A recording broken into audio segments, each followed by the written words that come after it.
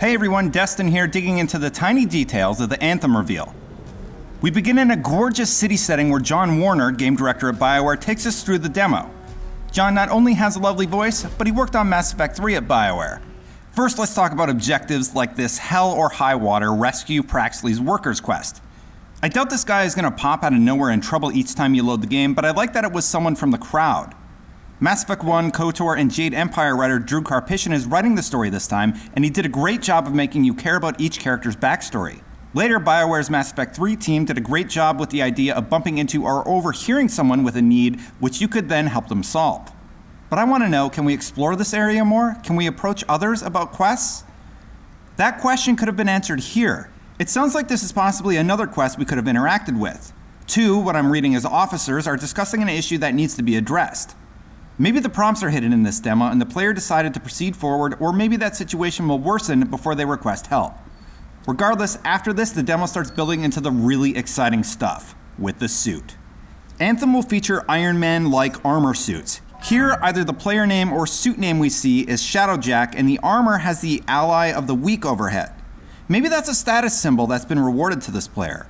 It could also be a custom name they've given the mech suit, but I'm speculating. We can definitely see that the suit is also level 43 with a plus 7% stat boost of some kind.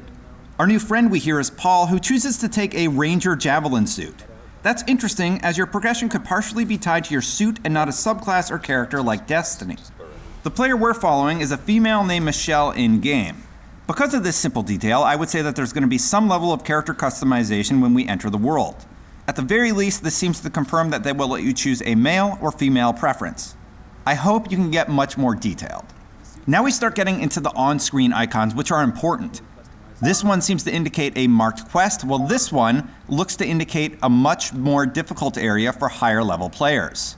When Paul shows up, he's a lower level than the mech we saw before. He's level 32 and has a 5% stat boost to some additive damage type. His line saying he got it on the weekend makes me think that upgrading your gear is going to be a rewarding journey towards improved loot. You will probably start with a base frame javelin, then build up until you're more powerful. At least that's what I hope. The UI finally shows up with a shield in the lower right, 3 powers at the bottom with 300 rounds on the left, and 100 rounds on the right with a middle attack where the Destiny Super is normally located.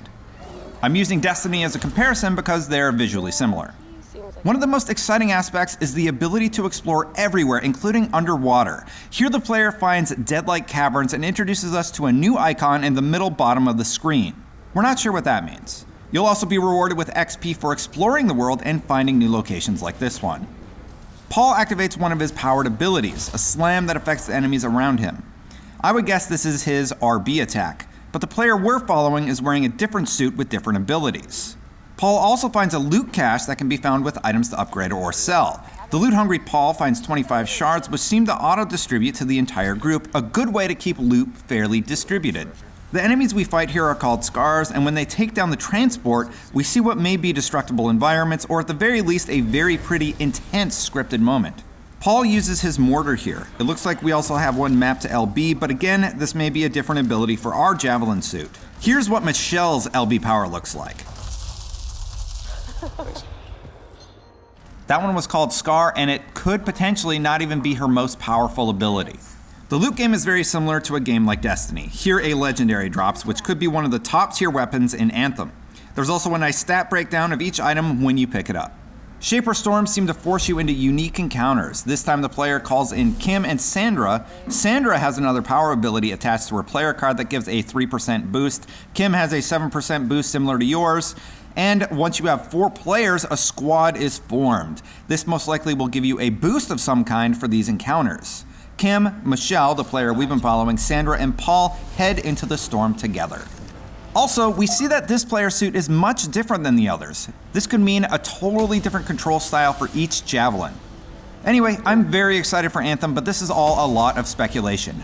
Did I miss anything, or do you have any ideas about how this will play in-game? Let me know in the comments below, and for more on Anthem, keep it right here on IGN.